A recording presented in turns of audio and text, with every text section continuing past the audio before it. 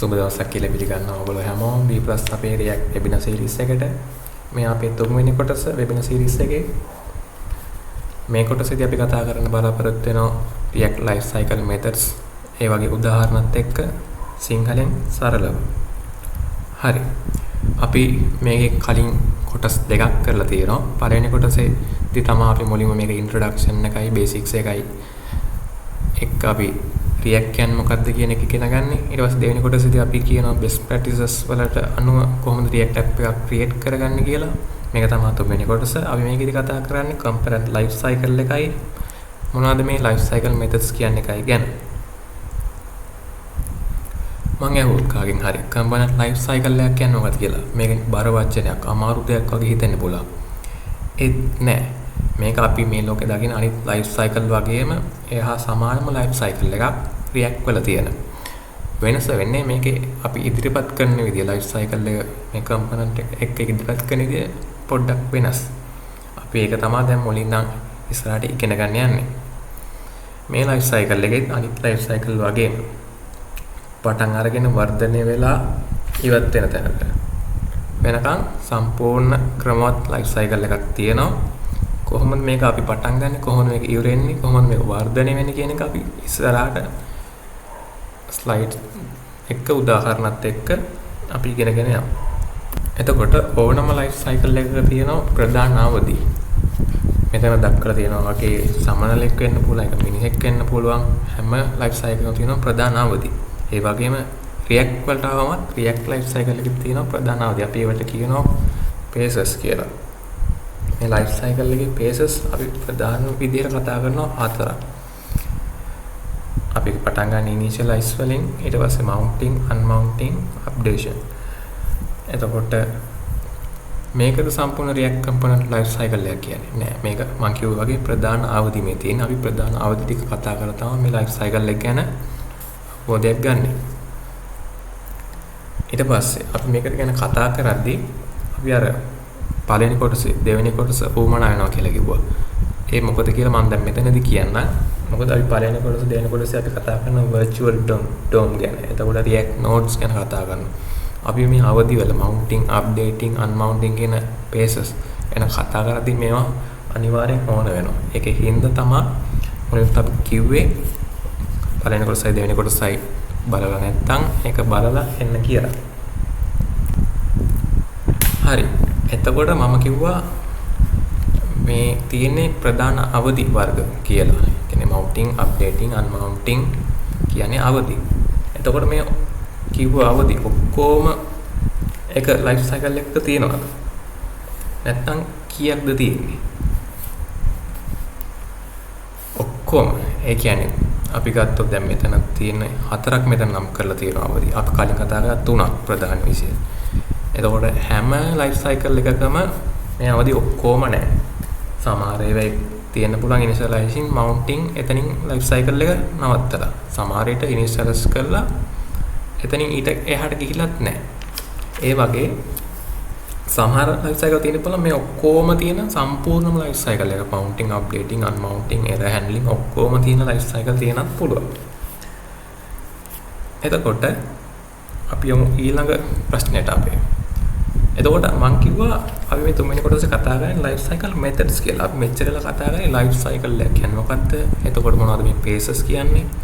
එතකොට ඔක්කොම phases තියෙන life cycle එකක. හැබැයි අපි කතා කරන්නේ මොකද method කියන්නේ සඳහනක්වත් දුන්නේ නැහැ.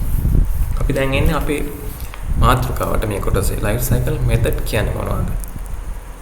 එතකොට ඔයගොල්ලෝ React documentation එකට ගියොත් ඔයගලන්ට බලා ගන්න පුළුවන් මේ React version එකටයි language එකටයි අනුව ඒගොල්ලෝ අපිට දීලා තියෙනවා ලස්සන කටුසටහනක් ඒගොල්ලන්ගේ site එකේ මොනවද මේ phases. එතකොට මොනවද මේ phases වලට අදාළ methods කියලා.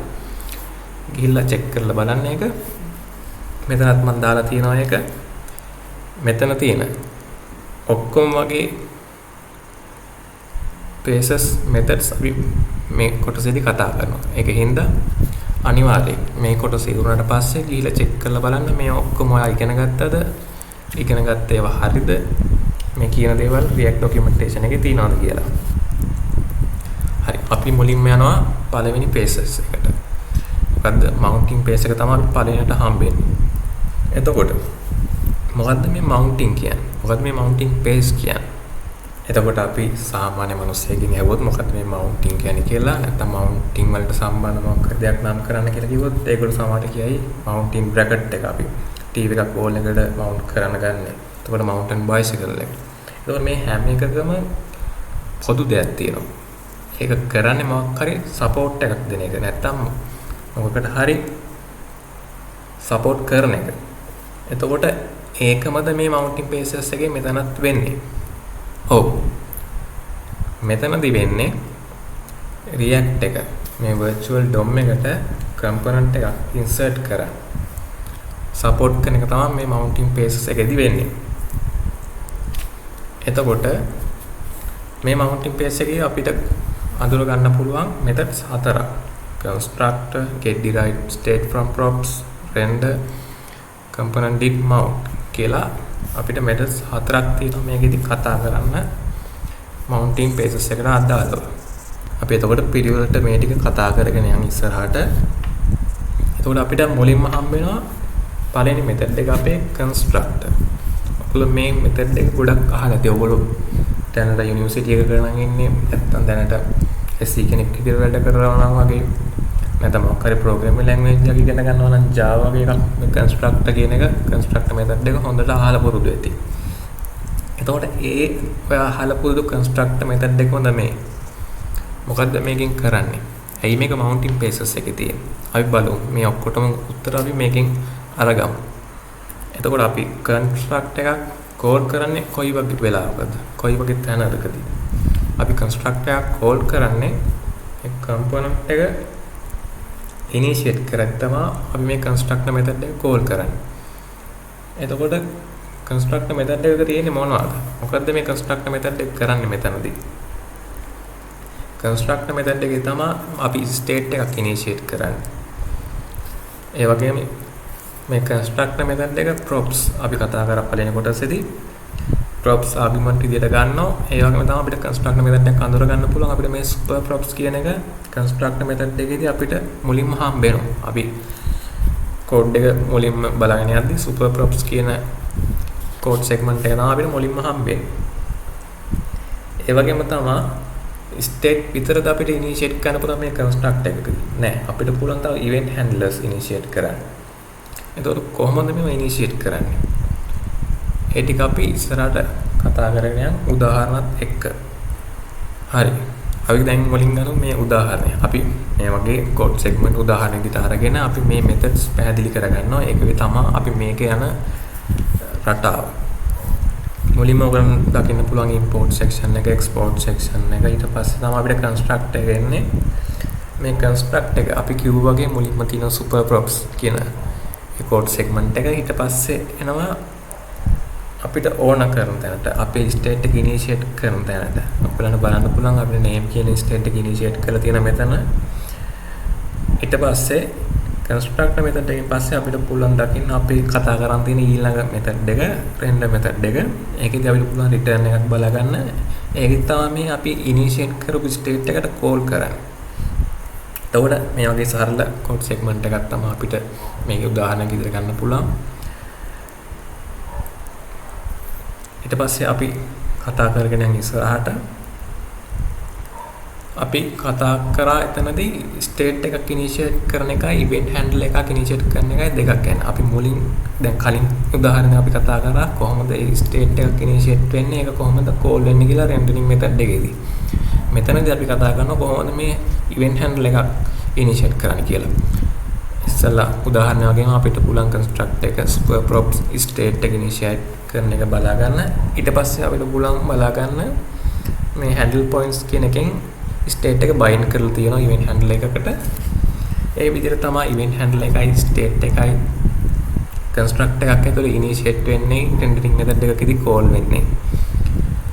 ඊළඟට අපි යනවා අපේ දෙවෙනි method එකට. අපි rendering method එක කතා කරන කලින් මෙතනට එනවා මේ method එක React වලට අලුත් method එකක්. මේක component will receive props කියන method එක replace කරලා ආපු method එකක්. get derived state from props කියන method එක. එතකොට මේක කොතනදීද call වෙන්නේ? අපි කලින් කතා කරා වගේ අපි මේ මෙතඩ් වලට පොදු දේවල් මේ හැසිරීම මේකේ රටාව ඒ වගේ දේවල් තමයි අපි කතා කරන්නේ මෙතඩ් එකක් අරගෙන. කලින් කතා කරා වගේ. එතකොට දැන් මේ මෙතඩ් එක කොතනද කෝල් වෙන්නේ? මොකද්ද මේකෙන් තියෙන ප්‍රයෝජනේ? ඒ වගේ තමයි මේකෙන් ගන්නේ props විතරද? නැත්නම් තාම මොනවා හරි ගන්නවා. ඒ ටික අපි කතා කරගෙන යමු. එතකොට මම අර කිව්වා වගේ මේක props විතරක් නෙමෙයි props state කියන දෙකම argument විදිහට අරගෙන අපිට object එකක් return කරනවා ඒකේ state එකට වෙච්ච changes ටිකත් එක්ක. ඒ කියන්නේ අපි props states ටික අරගෙන එයා කියනවා අපිට මේ object එකේ මොකද්ද වෙච්ච change එක state එකේ මොකද්ද change වෙලා තියෙන්නේ කියලා අපිට කියනවා. එතකොට මේකේ නම් වලත් ඔයගලන්ට පේන්නේ get derived state from props. එතකොට නිකන් සාමාන්‍ය අදහසක් තේරෙන්නේ state එකක් ගන්නවා කියන එකම තමයි props වලින්. හැබැයි එතනට අහු වෙන්න එපා මොකද මේකේ props state දෙකම argument එකක් විදිහට ගන්න හින්දා. එතකොට මේක කෝල් කරන්නේ rendering method එකට කලින්. ඔයගලන්ට පේනවා ඇති මෙතන දීලා තියෙන illustration එකෙන් මේ method එක rendering method එකට කලින් call වෙන illustration එක අපි යමු මේක කොහොමද යොදාගන්නේ කියන එක උදාහරණයක් එක්ක කතා කරන්න. එතකොට මෙතන තියෙනවා පොඩි උදාහරණයක්. කලින් උදාහරණයට වඩා පොඩ්ඩක් දිගයි වගේ පෙවුනන්න මේක ගොඩක් සරල උදාහරණ අරන් තියෙන්නේ. ඒකින්ද බය වෙන්න එපා. දිග ලොකු කෝඩ් segment screen එකේ pop up වෙද්දී මෙතනදී අපිට බලා ගන්න පුළුවන් ප්‍රධානම ඒවා අපි කලින් කතා කරා වගේ අපිට rendering method එක බලා ගන්න පුළුවන්. ඒ වගේම තමයි අපිට constructor method එක බලා ගන්න පුළුවන්. ඒ වගේම මෙතන අලුත් තව method එකක් තියෙනවා. ඒ දැන් අපි ඉගෙන ගන්න යන method එක get derived state from props කියන එක. ඊට අමතරව පල්ලෙහැම තියෙන තවත් component එකක්. මොකද්ද මේ component එක? ඒක දැනට හිතා ගන්න එක parent component එක කියලා. අපිට උඩින් තියෙනවා මේ arrows වලින් point කරලා තියෙන child component එකයි parent component එක. හරි. අපි අර කලින් කෝඩ් එකේ වගේම අපි මුලින් ඉඳන් පැහැදිලි කරගෙන යමු මොකක්ද කියලා. අපිට මුලින්ම තියෙන import section එක. ඊට පස්සේ අපිට එන construct එක සාමාන්‍ය දෙන super props state එකක් initiate කරලා තියෙනවා. ඊට පස්සේ අපි පොඩ්ඩකට මේ අලුත් method එක අතහැරලා අපි යමු rendering එකට. rendering එකත් සාමාන්‍ය විදිහටම return එකක් දීලා තියෙනවා. ඊට පස්සේ අපි යමු parent component එකට. parent component එකෙන් පස්සේ අපි යමු අපේ method එකට. ඔයගොල්ලෝ බලන්න උන්ට parent method එක. මොකද්ද මේ parent method එකෙන් කරලා තියෙන්නේ කියන එක. මෙතනදී ඔයගලන්ට පේනවා ඒ parent component එකෙන් child component එකට name from parent කියන props එක pass කරලා තියෙනවා data එකක් විදිහට. අපි අද මුලින් හම්බෙච්ච අපේ method එකට ගියොත් ඒකෙදී ඔයගලන්ට පුළුවන් අර අපේ පළවෙනි constructor method එකේදී initiate කරපු state එක මෙතනදී assign කරලා තියෙනවා ඒ parent component එකේ props එකට. එතකොට අපිට return එක එන්නේ parent component එකෙන් අපිට pass වෙන data එක. ඒ විදිහට තමයි මේ method එක process වෙන්නේ. ඊළඟට අපිට කතා කරන්න හිටපු method එක render method එක. මේක තමයි life cycle එකේ තියෙන අනිවාර්යම method එක. ඒ මොකද එහෙම වෙන්නේ? අයි අනිත් method එකක්වත් ඒක අනිවාර්ය නැද්ද? නැහැ. මේක තමයි අනිවාර්යම එක. මොකද කිව්වොත් මේකෙන් තමයි අපේ JSX එක අපි කතා කරා පළවෙනි කොටසේදී JSX ගැන. මේ JSX එක DOM එකට render කරන්නේ මේ render method එකයි.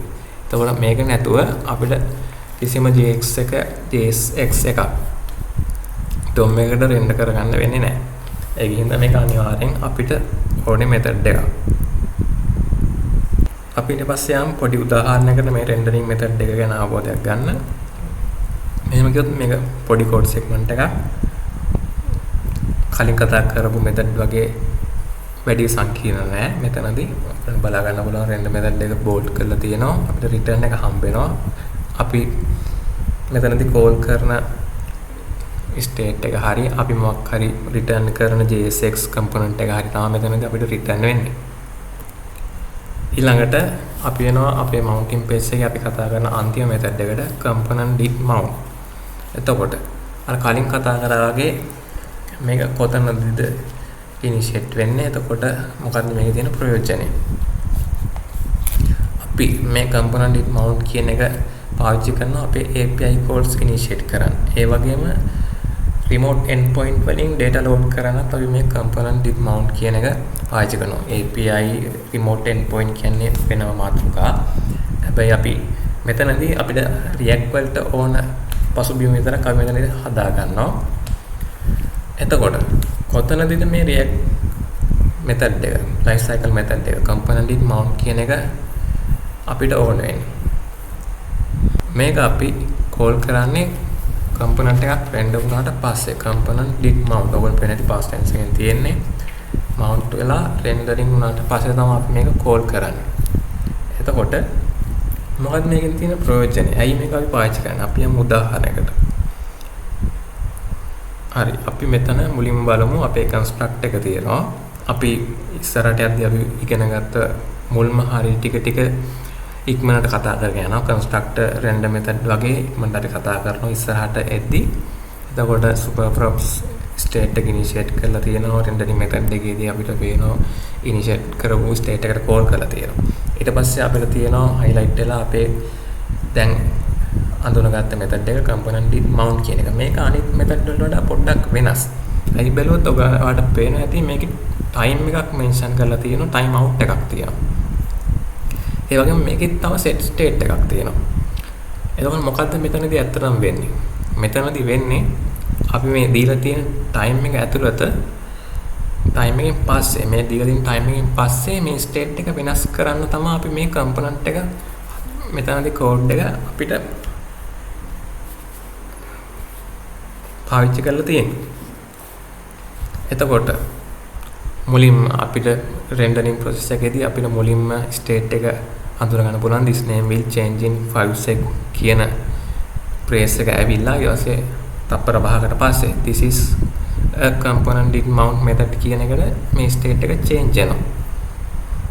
එතකොට මම ඉල්ලනවා අපි මේ කරන code segment මේ example ඔයගොල්ලෝ කරලා බලන්න මේ ඇත්තටම වෙනවද කියන එක. එතකොට ඔයගොල්ලෝ මේක කරලා බලුවොත් ඔයගොල්ලන්ට ඔප්පු කරගන්න පුළුවන් මේ method එකෙන් අපි කිව්වා මේ method එක පාවිච්චි කරන් rendering වුණාට පස්සේ මේ method එක call කරන් rendering වුණාට පස්සේ කියලා. එතකොට rendering වුණාට පස්සේ නම් අපි මුලින්ම initiate කරපු state එක rendering වෙලා ඊට පස්සේ rendering වුණාට පස්සේ මේ component එක call වෙලා ආයෙත් state එක වෙනස් වෙන්න ඕන. එතකොට ඔයගොල්ලෝ මේ example try කරලා බලන්න. එතකොට ඔයගොල්ලන්ට දැනගන්න පුළුවන් rendering වුණාට පස්සේ දැන් ඇත්තටම මේ component එක call කරලා තියෙන කියන එක. හරි අපි ඉස්සරහට යමු. ඒ උදාහරණයෙන් පස්සේ අපි ඊළඟට එනවා තවත් උදාහරණයකට. ඇයි අපි තව උදාහරණයක් ගත්තේ? අපි කිව්වා මේක අපි පාවිච්චි කරනවා කියලා API calls වලට. එතකොට API call initiate කරන්න. එතකොට remote endpoint වලින් data load කරන්න කියලා. මෙතනදී අපි ගත්තොත් ඒක අපි පොඩ්ඩක් පැහැදිලි කරගන්න තමයි අපි මේ උදාහරණයට එන්නේ. මෙතනත් මුලින්ම අපිට තියෙනවා import section එක. ඊට පස්සේ අපිට තියෙන constructor method එක. ඊට පස්සේ අපි ආවොත් අපේ component did mount කියන මේ method එකට ඔයගොල්ලන්ට මුලින්ම බලා ගන්න පුළුවන් අලුත් code segment එකක් තියෙනවා අපි අර ඉගෙන ගත්ත ඒවාට අමතරව. එතකොට මොනවද මේ අලුතෙන් එල් තියෙන්නේ? ඒ වගේම ඔයගොල්ලන්ට මිස් වෙන්න පුළුවන් හින්දා දාලා තියෙනවා උඩින්ම අපි මිස් කරගෙන ආයේ construct එකත් වෙනස් විදිහට තියෙන්නේ. කලින් විදිහට නෙමෙයි state එක initiate වෙලා තියෙන්නේ. අපි බලමු මේ ටික ඔක්කොම කතා කරලා මොකද්ද මේ අලුත් විදිහ කොහොමද මේකෙන් API call එකක් initiate කරන්නේ නැත්නම් remote endpoint එකකින් data load කරන්න කියන එක. මුලින්ම අපිට බලන්න පුළුවන් අපේ construct method එකේදී blank array එකක් initiate වෙලා තියෙනවා. එතකොට එතන state එක data කියලා තමයි අපිට නම් කරලා තියෙන්නේ. ඊළඟට අපිට තියෙනවා component did mount method එකේ අපිට මුලින්ම හම්බ වෙනවා javascript fetch method එක. එතකොට මේක පාවිච්චි කරලා තියෙනවා API එකෙන් data load කරන්න. එතකොට මේ component did mount method එක ඇතුලේ තමයි මේ data load කරලා තියෙන API එකෙන් ගත්ත. ඔයාලට බලන්න පුළුවන් මෙතනදී fetch කරලා ඊට පස්සේ response එකෙන් set state එකකට ගිහිල්ලා තියෙනවා. ඊළඟට ආවට පස්සේ අපිට තියෙනවා set state එකේ ඇත්තට මොකක්ද වෙලා තියෙන්නේ? අපි කතා කරා fetch method එක. fetch method එකෙන් API එකේ data load කරලා තියනවා කියලා component did mount method එක ඇතුළට. එතකොට මේ set state එකක් තියෙන්නේ. මේ react set state method එකෙන් තමයි මේ blank array එකට මේ data state එක මෙතන අර අපි මුලින් කිව්ව blank data array එකට data pass වෙන්නේ. API එකෙන් ගත්ත data ටික pass වෙන්නේ මේ set state එකෙන්. ඊට පස්සේ අපි පල්ලෙහාට ආව rendering method එකට අපිට බලා ගන්න පුළුවන් JavaScript map function එකක් තියෙනවා. ඇයි මේ map function එකක් පාවිච්චි කරලා තියෙන්නේ? අපි ඒකෙන් තමයි මේ ගන්න data ටික iterate කරලා print කරන්නේ. එතකොට මේ අපි API එකෙන් load කරන data වල usernames ඔක්කොම අපිට iterate කරලා print කරගන්න පුළුවන් මේ method එකේ. මේක තමයි දාලා අදහස මේ උදාහරණේ කොහොමද අපි API calls එකක් initiate කරන්නේ remote endpoint එකකින් data load කරන්නේ කොහොමද කියන එක තමයි මෙතනදී මුංචි අවබෝධයක් දුන්නේ. අපි ඊළඟට යනවා mounting page එක ඉවරයි. ඊට පස්සේ යනවා අපි updating page එකට. අපි කිව්ව mounting pages එකේදී DOM එකට component එකක් insert කරන support කරන එක වෙන්නේ කියලා. එතකොට updating page එකේදී මොකක්ද වෙන්නේ? හරි. updating pages කියන්නේ මේ React life cycle එකේ දෙවෙනි page එක. මේකෙදී අපි කතා කරලා කලින් පළවෙනි කොටසේදී අපි මේ series එකේ state props ගැන. එතකොට මේ state එකක් හරි props එකක් හරි වෙනස් වුණොත් මේ component එක update කරන්න තමයි අපි මේ page එක පාවිච්චි කරන්නේ. මේ page එකේ React වල තියෙන built-in methods පහ. ඔයගොල්ලන් බලන්න පුළුවන් මුලින් අපි කතා කරපු ඒවාත් මෙතන තියෙනවා. get derived state from prop, should component update, render, get snapshot before update, component did update. එතකොට අපි කතා කරන්න යන්නේ අපි කතා නොකරපු ටික. අපි ඒ ටික මුලින් ඉඳන් කතා කරගෙන යමු. එතකොට මුලින්ම එනවා should component update කියන method එකට. අපිට මේ method එක ප්‍රශ්නයක් විදිහට හැවුවොත් මෙන්න මේ විදිහට තමයි අහන්න පුළුවන්. should I re-render my component? මං ගාදින component එක ආයෙත් render කරන්න ඕනේද කියන ප්‍රශ්නෙට උත්තරේ තමයි මේ method එකෙන් අපිට දෙන්නේ. කොහොමද ඒ වගේ ප්‍රශ්නයකට method එකක් උත්තර දෙන්නේ? හරි. අපි ඒක පොඩ්ඩක් පැහැදිලි කරගමු. එතකොට ඇයි ඇත්තටම අපි ආයෙ render කරන්න ඕනේ නේ render කරපු component එක. මොකක් හරි update එකක් වෙන්න ඕනේ. update එකක් වුණාම අපිට ආයෙත් ඒක re-render කරගන්න වෙනවා UI එක update කරගන්න. එතකොට කොහොමද method එකකින් අපිට ඒක උත්තරේ හම්බෙන්නේ? මේක මේ method එකෙන් අපිට output එක ඉදරෙන්නේ boolean output එකක් true or false. එතකොට අපිට පැහැදිලි උත්තරයක් ඒකෙන් හම්බ වෙනවා. ඒකකින් අපිට පුළුවන් අපේ ප්‍රශ්නෙට උත්තරේ හරියට මේ method එකෙන් ගන්න. එතකොට අපිට දැන් true හරි false හරි හම්බුණා. කොහොමද මේක වෙන්නේ? අපි යමු උදාහරණයකට ගිහිල්ලා පැහැදිලි කරගමු මේ කොහොමද මේ method එක පාවිච්චි වෙන්නේ? කොහොමද අපි මේ උත්තරේ පාවිච්චි කරන්නේ කියලා මේ re-rendering process එකට. හරි. මේ අර වගේම කලින් වගේම constructor method එක ඔයගොල්ලන් බලා ගන්න පුළුවන්. දැන් ඒ අකුරු වෙන්න ඕනේ render method එක තියෙනවා. construct එකේදී අපිට name කියන state එක initiate කරලා තියෙනවා. ඒක return එකේ return කරලා තියෙනවා. rendering method එකේදී state එක call කරලා තියෙනවා. ඒක දැන් හුරු වෙන්න ඕනේ. ඒවත් නම් කරලා තියෙනවා මේකෙත්. ඊට පස්සේ අපිට තියෙනවා highlight වෙලා අපේ දැන් අපි අඳුරගත්ත component එක should component update කියන එක. එතකොට මම මේක පැහැදිලි කරන්න කලින් ඇහුවොත් මෙතනදී මේ return වෙන output එක මොකක්ද කියලා. මොකක්ද return වෙන output එක? This is a should component update method කියන එකද output එක. This is a component did mount method කියන එකද update එක. එතකොට අපි අර කලින් කිව්වා වගේ මෙතනක් තියෙනවා අපේ time out එකක්. එතකොට සාමාන්‍යයෙන් අපි මෙතන අපේ අලුත් method එක නොසලකා හැරලා අපි output එකට ගියොත් සාමාන්‍යයෙන් වෙන්න ඕනේ මොකද්ද? පළවෙනි should component update method එක ඇවිල්ලා තප්පර 5කට පස්සේ component did mount method එකට name කියන state එක වෙනස් වෙන්න ඕනේ. හැබැයි මේක හැම වෙන්නේ නැහැ. මොකද මෙතනදී should component update කියන method එකෙන් false විදිහට තමයි return කරලා තියෙන්නේ. ඒ කියන්නේ අප්ඩේට් කරන්න ඕනේ නැහැ කියන එක තමයි කියලා තියෙන්නේ. ඒක හින්දා අපිට මෙතනදී එන්නේ this is a should component update method කියන එක තමයි return වෙන්නේ. එතකොට අපිට මේක අප්ඩේට් කරගන්න ඕන නම් කොහොමද අපි ඒක කරන්නේ?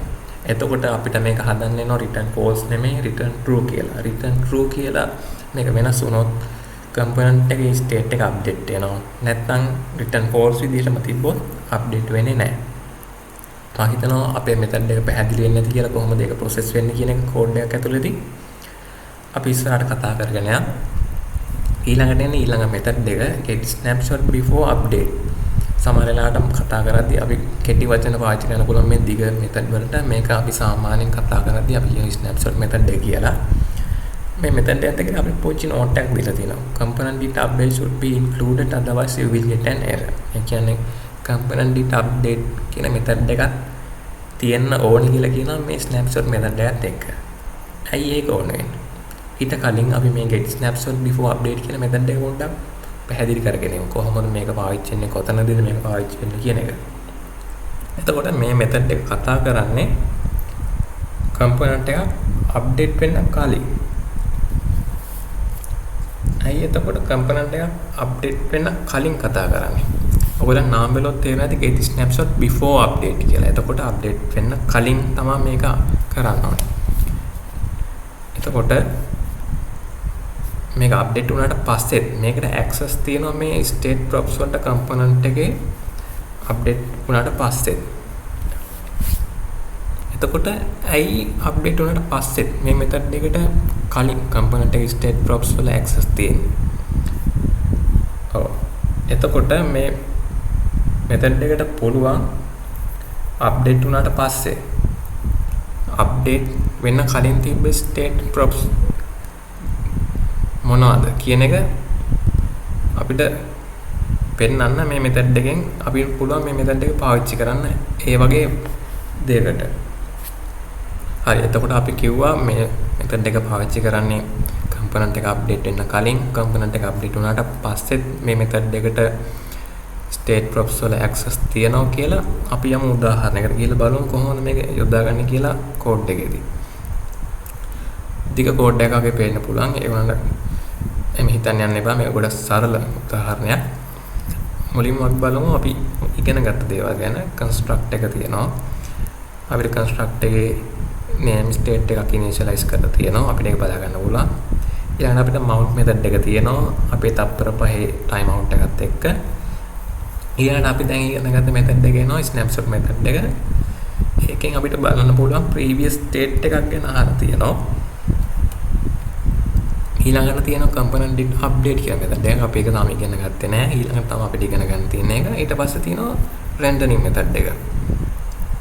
එතකොට අපි මුලින්ම state එකත් එක්ක අපි කතා කරගෙන පළවෙනියටම construct එකෙන් අපි state එක හම්බ වෙනවා. ඒකේ නම මොකද්ද? constructor method.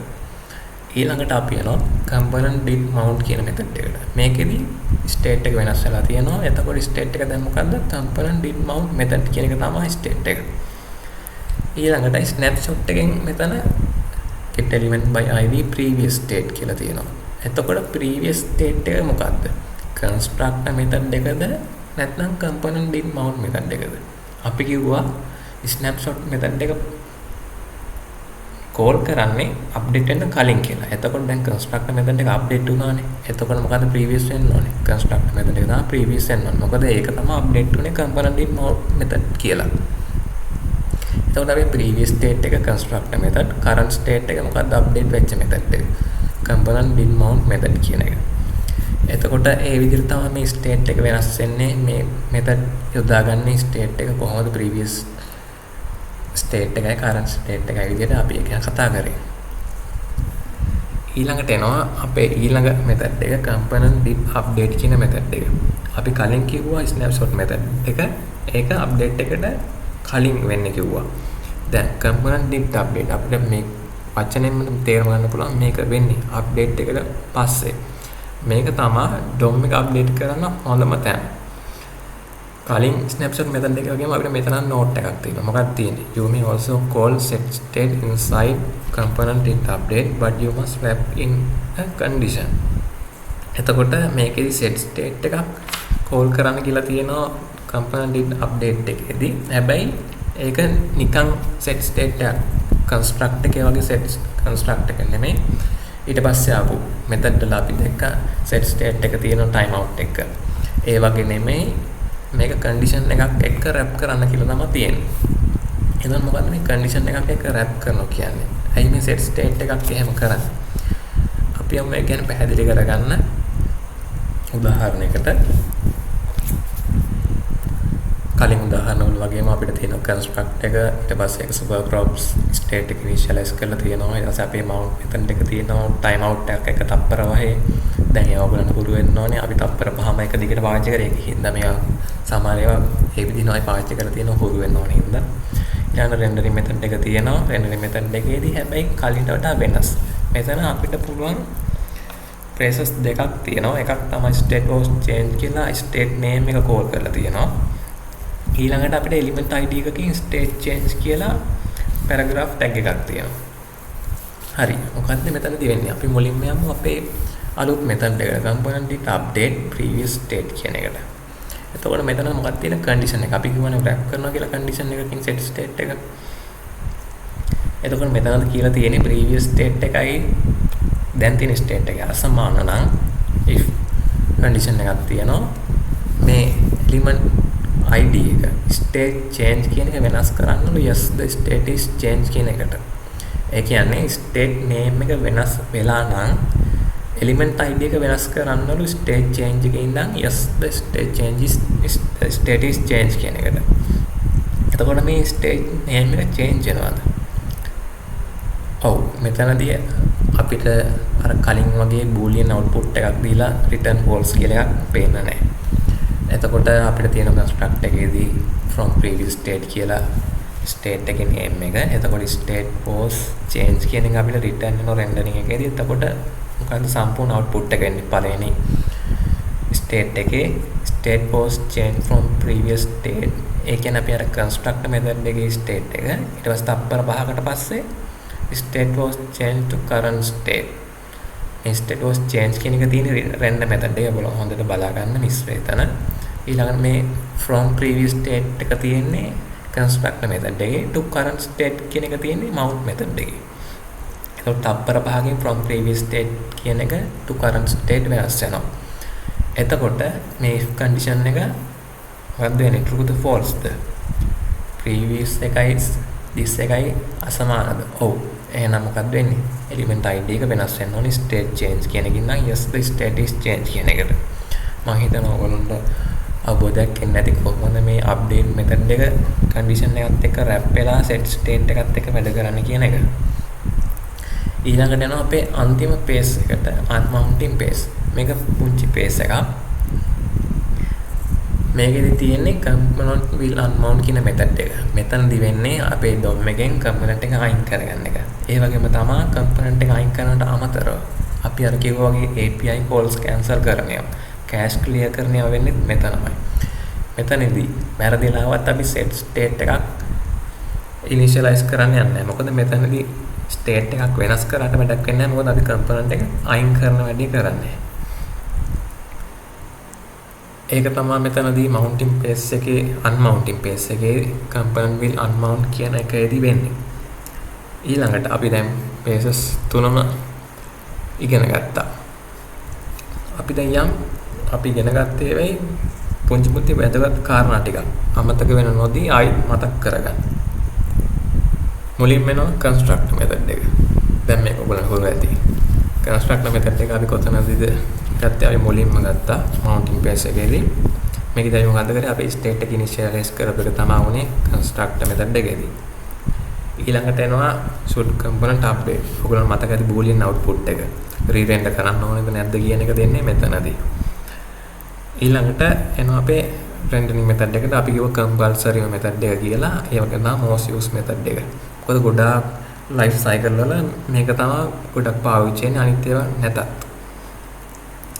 ඊළඟට එනවා අපේ snapshot method එක කියලා කිව්වා. මොකද සම්පූර්ණම get snapshot before update කියන එක.